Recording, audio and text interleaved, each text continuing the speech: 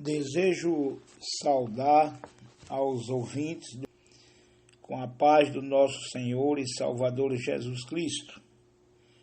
Vamos ler uma passagem da Bíblia Sagrada que se encontra no Evangelho do Senhor Jesus Cristo, segundo escreveu o evangelista São Marcos. O capítulo é o capítulo de número 10. Vamos ler do versículo 17 até o versículo de número 21. Eis o que diz o texto. E pondo-se a caminho, correu para ele um homem, o qual se ajoelhou diante dele e lhe perguntou: Bom mestre, que farei para herdar a vida eterna? E Jesus lhe disse: Por que me chama bom? Ninguém há bom senão um que é Deus. Tu sabes os mandamentos: não adulterarás, não matarás, não furtarás, não dirás falso testemunho, não defraudarás alguém, honra teu pai e tua mãe. Ele, porém, respondendo, lhe disse: Mestre, tudo isto guardei desde a minha mocidade. E Jesus, olhando para ele, o amou e lhe disse: Falta-te uma coisa. Vai e vende tudo quanto tens, e dá aos pobres, e terás um tesouro, e vem e segue-me. Amém. Maravilhoso Deus, querido Pai que estás no céu, em nome de Jesus eu te peço que nesta manhã fale conosco através da tua maravilhosa e bendita palavra. Meus queridos irmãos, este texto, ele narra o encontro desse moço com Jesus Cristo. Ele fez uma pergunta a Jesus que nós vamos encontrar logo no versículo 17, o primeiro versículo que eu li. Bom mestre, que farei para herdar a vida eterna? Aparentemente, aos nossos olhos, que nós temos uma visão limitada, esta pergunta era uma pergunta de alguém que estava muito interessado nas coisas espirituais. Mas Jesus, que tem uma visão diferenciada, vê além, é claro, da nossa visão, ele viu o coração daquele moço e lhe deu a seguinte orientação: sabes os mandamentos. Jesus citou os mandamentos. Aquele moço, então, tentando se auto-justificar, disse: Ora, eu tenho observado isto desde a minha mocidade. Mas como nós temos dito, meus irmãos, queridos ouvintes, Jesus vê além do que nós vemos. E ele viu que aquela aparente religiosidade daquele moço, na verdade, era sem praticidade. Tem muitos religiosos assim. São religiosos, mas não praticam na íntegra o que manda a sua religiosidade. Aí Jesus foi e disse: falta-te uma coisa. Ele diz que cumpriu os mandamentos. E um dos mandamentos recomendava amar o próximo como a si mesmo. Porque quem ama o próximo não adultera, quem ama o próximo não mata, quem ama o próximo não furta, quem ama o próximo não dá falso testemunho, quem ama o próximo não defrauda alguém. Tudo isso se resume neste mandamento: amarás o Senhor teu Deus sobre todas as coisas e o próximo como a ti mesmo. E Jesus, conhecendo, como eu disse, que a religiosidade daquele moço não era na prática, Jesus, falta de uma coisa. Vai, vende tudo que tens, dá aos pobres e vem e segue-me.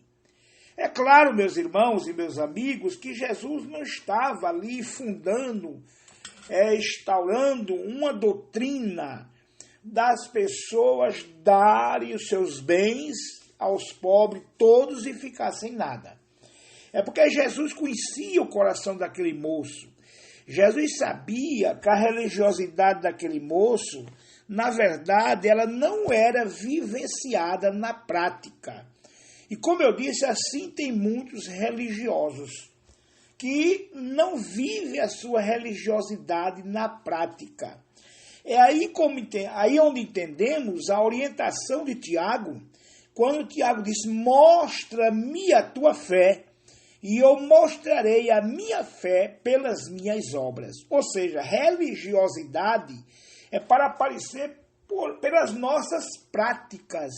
E exatamente aquele homem não tinha prática. Aquele homem faz parte de um grupo de mais dois, ou seja, são 3 religiosos que a Bíblia apresenta. O primeiro foi ele, que podemos dizer que era um religioso sem praticidade. Ele não praticava o que ele dizia que fazia. Tenho observado todos estes mandamentos desde a minha mocidade. Mas na hora que foi para pôr em prática a observação dos mandamentos, ele não obedeceu a Jesus. O segundo religioso, que faz parte desse trio, é exatamente Nicodemos. Está lá no Evangelho de Jesus, segundo escreveu o evangelista São João, capítulo de número 3, versículo 1 ao 10. Nicodemos era religioso, diz o texto que ele cria em Jesus. Ele era um homem de uma elevada posição, era um mestre. Ele tinha conhecimento das coisas divinas. Ele tinha conhecimento que Jesus era grande, mas ele não tinha uma coisa que falta a muita gente hoje em dia, muito religioso. Ele não tinha o novo nascimento. O primeiro não tinha prática, era um religioso sem prática. Nicodemos era um religioso sem novo nascimento. Ele foi ter com Jesus, e a Bíblia diz que ele foi ter de noite, já com medo dos judeus, dos fariseus, e chegando para Jesus, ele disse, bom mestre, bem sei que vens da parte de Deus, porque ninguém pode fazer os sinais que tu fazes se Deus não for com ele. Aí Jesus foi espalhando, olha, necessário vos é nascer de novo. Nicodemos era um homem tão entendido, um religioso tão entendido, mas não entendeu a linguagem de Jesus, porque a Bíblia diz que são nascidos do Espírito, eles entendem as coisas do Espírito. Nicodemos não tinha o novo nascimento. Aí ele questionou Jesus, como é que pode o homem, sendo velho, tornar a voltar ao ventre da sua mãe e nascer novamente? E Jesus disse, olha, Nicodemo, quem nascer da carne, sempre permanecerá sendo carne. Necessário vos é nascer da água e do Espírito. Então, meus queridos ouvintes, meus amados irmãos, este religioso chamado Nicodemos, não tinha o novo nascimento. Era mestre em Israel, reconhecia que Jesus tinha vindo de Deus, mas não tinha novo nascimento. Quantos estão nesta mesma situação? São mestre, têm doutorados, têm graduações nas mais diversas áreas possíveis do saber humano, mas até reconhece que Jesus é um grande homem, um grande profeta, que veio de Deus, mas falta-lhes o novo nascimento. Falta nascer da água e do Espírito. A água que simboliza a palavra de Deus e do Espírito. E por último, O terceiro e último religioso que a Bíblia menciona está em Atos dos Apóstolos, capítulo de número 10, versículo 1 ao 5. Era um oficial romano. A Bíblia diz que ele era um homem que jejuava 3 vezes por semana, era um homem temente a Deus, era um homem que dava suas ofertas, era um homem de oração. Nós vemos isso no versículo 1, versículo 2, essas características deste homem, Atos dos Apóstolos, versículo 1 e 2. Mas era uma religiosidade sem entendimento. Ele não tinha entendimento. É tanto que Deus mandou um anjo a ele em sonho e disse, olha, manda lá em Jope, na casa de um certo Simão curtidor, lá está um homem chamado Pedro.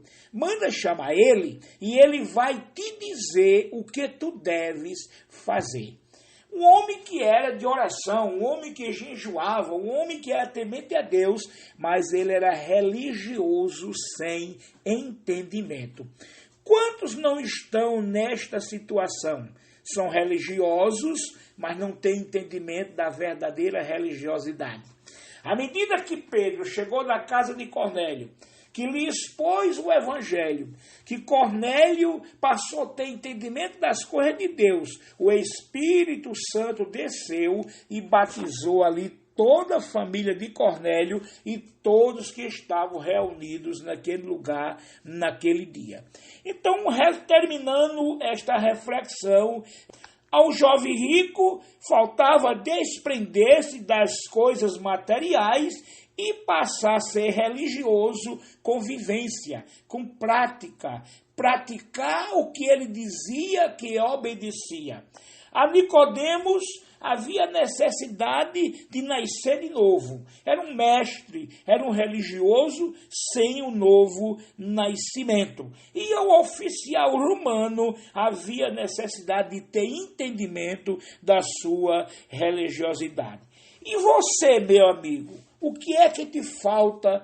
Foi a pergunta de Jesus, aliás, foi a afirmação de Jesus ao primeiro religioso. Falta-te uma coisa. Talvez você esteja na situação dele. Talvez você seja um Cornélio. Talvez você seja o centurião romano, a sua religiosidade. Então eu quero te dizer 4 coisas bem rápidas que falta a você. A primeira, você tem que reconhecer que é um pecador. Se a sua religiosidade não leva você a reconhecer que é um pecador, você está sendo um religioso sem entendimento.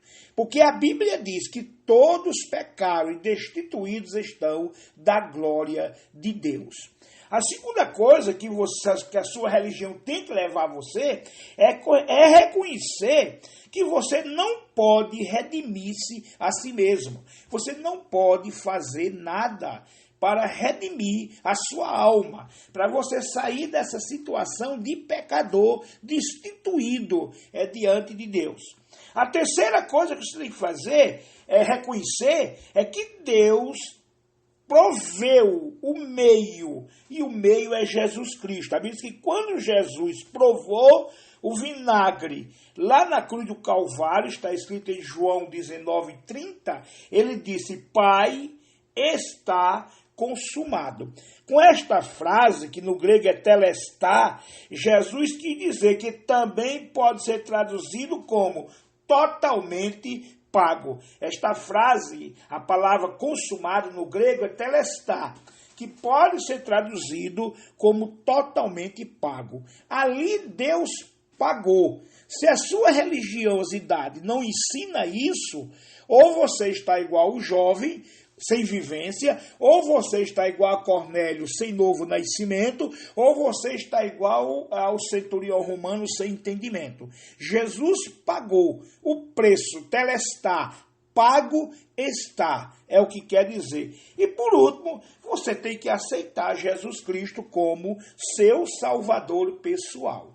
A religiosidade que não leva o homem a entender que é um pecador, que não pode fazer nada para se salvar, e que Jesus pagou, está pago, e que ele tem que aceitar a Jesus como seu Salvador, essa religiosidade não é a religião que liga o homem a Deus, o verdadeiro religare. Que Deus te abençoe. Espero que esta palavra tenha falado ao seu coração e você possa pôr em prática a sua religiosidade. Pondo em prática, você vai experimentar um novo nascimento. Experimentando um novo nascimento, você vai ter entendimento das coisas de Deus e vai crescer na graça e no conhecimento. Que Deus te abençoe, que Deus te ajude e que o Espírito Santo de Deus fale mais alto ao seu coração. Amém.